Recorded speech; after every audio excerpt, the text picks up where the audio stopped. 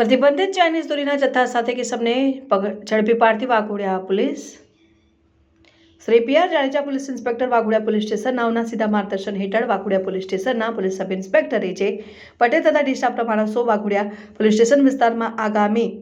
મકર સંક્રાંતિ તહેવાર અનુસંધાને પેટ્રોલિંગમાં હતા તે દરમિયાન હેડ કોન્સ્ટેબલ ધર્મરાજસિંહ દौलतसिंह નાઓએ પોતાના અંગત બાતમીદારથી બાતમી હકીકત મળેલ કે મોજે ફ્લોરગામ શનિદેવના મંદિરની પાછળ સ્મશાન જવાના રસ્તા ઉપર ખુલ્લી જગ્યામાં એક કિસમ પ્રતિબંધિત ચાઇનીઝ દોરીના બોક્સ લઈને ઊભો છે અને વેચાણ કરવા ફરે છે। જે હકીકતને આધારે પોલીસ પંચોના માણસો સાથે સદરી બાતમીવાળી જગ્યાએ જઈ રેડ કરતા એક કિસમ સ્થળ ઉપર હાજર મળી આવેલ હોય જેનું પંચો રૂબરૂ નામ સરનામું પૂર સાથે પોતાનું નામ याज हुसैन उर्फे पटाकी बापू इम्तियाज हुसैन सैयद उमर वर्ष 32 मूल રહેઠાણ आइस फैक्ट्री पाचन मोरवाला जिन डभोई तालुका डभोई जिला वडोदरा शहर हाल રહેઠાણ स्टेशन रोड काजीवाड़ मस्जिद बेगवाड़ा डभोई